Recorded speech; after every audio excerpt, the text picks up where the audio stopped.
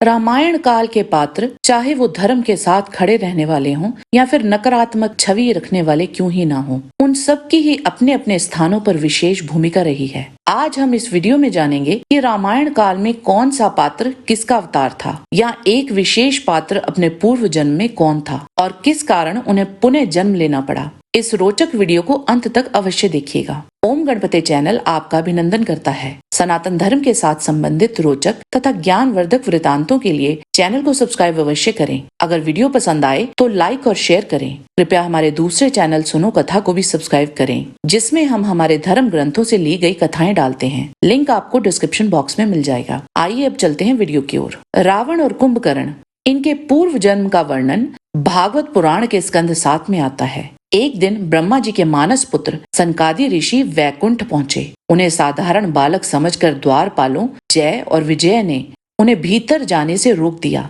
इस पर वे क्रोधित हो उठे और द्वारपालों को श्राप देते हुए बोले, विष्णु के चरण तो रजोगुण और तमोगुण से रहित हैं। तुम दोनों इसके समीप निवास करने के योग्य नहीं हो, इसीलिए शीघ्र ही तुम यहाँ से पापमयी असुर योनि में जाओ। जब वे बैकुंठ से नीचे गिरने लगे तब कृपालु महात्माओं ने कहा, अच्छा 3 जन्म में इस श्राप को भोग कर तुम लोग फिर इसी बैकुंठ में आ जाना। वे ही दोनों सर्वप्रथम हिरण्यकश्यप और हिरण्याक्ष हुए। फिर उन्होंने रावण और कुंभकर्ण के रूप में जन्म लिया और द्वापर युग में शिशुपाल और दंत वक्र रूप में। आइए जानते हैं रामायण काल में मौजूद शक्तिशाली वानर तथा जामवंत किसके अवतार थे। वाल्मीकि रामायण के बाल कांड सर्ग 17 में ब्रह्मा जी सब देवताओं से कहते हैं कि भगवान विष्णु की सहायता के लिए तुम लोग भी बलवान, काम रूपी माया को जानने वाले, बुद्धिमान, उद्यमी, दिव्य शरीर, अस्त्र विद्या में निपुण और देवताओं के दृश्य वानरों को अप्सराओं और गंधर्वों की, स्त्रियों और नागों की कन्याओं से उत्पन्न करो।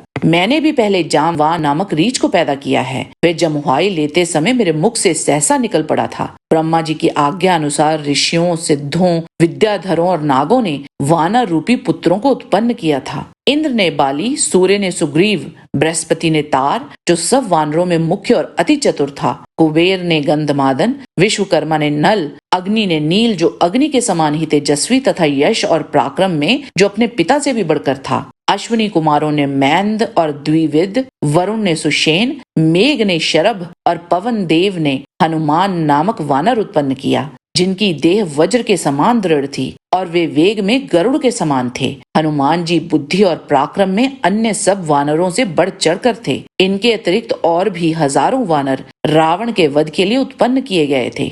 चलिए अब जानते हैं प्रभु श्री राम, लक्ष्मण जी, भरत और शत्रुघ्न किनके अवतार थे। वाल्मीकि रामायण के बाल कांड सर्ग 18 के अनुसार श्री रामचंद्र जी का जन्म कौशल्या जी के गर्भ से हुआ था। इक्ष्वाकु वंश को बढ़ाने के लिए भगवान विष्णु का आधा भाग कौशल्या जी के गर्भ से पुत्र रूप में उत्पन्न हुआ था। सत्य पराक्रमी भरत कैकेयी के गर्भ से उत्पन्न हुए थे। भरत जी विष्णु भगवान का चतुरांश थे और सब गुण से युक्त थे। सुमित्रा जी के गर्भ से लक्ष्मण और शत्रुघ्न उत्पन्न हुए थे। ये दोनों विष्णु जी के अष्टमांश थे और सब प्रकार के अस्त्र शस्त्र चलाने की विद्या में कुशल शूरवीर थे। वाल्मीकि रामायण के अनुसार श्री राम, लक्ष्मण, भरत और शत्रुघ्न ये चारों भगवान विष्णु के ही अवतार थे। पद्म पुराण उत्तरखंड अध्याय 254 में श्री राम, लक्ष्मण, भरत और शत्रुघ्न के अवतार होने का वर्णन है। इसके अनुसार कौशल्या के पुत्र रूप में संपूर्ण लोकों के स्वामी साक्षात श्रीहरि ही अवतीर्ण हुए थे। कैकेयी के गर्भ से भरत का जन्म हुआ था। वे पंचजन्य शंख के अंश से प्रकट हुए थे। सुमित्रा ने लक्ष्मण तथा शत्रुघ्न को जन्म दिया था। श्री लक्ष्मण जी भगवान अनंत के अंश थे और शत्रुघ्न सुदर्शन के अंश से प्रकट हुए थे। पद्म पुराण के इसी खंड में आगे माता सीता का भी वर्णन आता है। माता जगदीश्वरी भगवती लक्ष्मी ही राजा जनक के यहाँ अवतीर्ण हुई थी। एक समय राजा जनक किसी शुभ क्षेत्र में यज्ञ के हल से भूमि जोत रहे थे। उसी समय हल के अग्रभाग से एक सुंदर कन्या प्रकट हुई जो साक्षात लक्ष्मी ही थी। उस वेदमयी कन्या को देखकर राजा जनक ने उसे गोद में उठा लिया और अपनी पुत्री मानकर उसका पालन पोषण किया। राजा दशरथ पूर्व जन्म में स्वयंभू मनु थे, जबकि माता कौशल्या पूर्व जन्म में स्वयंभू मनु की पत्नी शतरूपा थी और रावण की पत्नी मंदोदरी अपने पूर्व जन्म में मधुरा नाम की अप्सरा थी। हालांकि इसका हमें कोई ठोस प्रमाण नहीं मिला, तभी हम इसके स्रोत का उल्लेख नहीं कर पाए। आज के वीडियो में बस इतना ही। आशा करते हैं कि आपको आज का वीडियो पसंद आया होगा। इसे लाइक अवश्य करें। जाने से पहले चैनल को सब्सक्राइब करेंगे तो हमें बहुत खुशी होगी। किसी भी प्रकार की त्रुटि के लिए आपसे क्षमा चाहते हुए आपसे निवेदन है कि प्रेम पूर्वक परमपिता परमात्मा को मन में धारण करें और बोलें, वैदिक सनातन धर्म की सदा ही जय।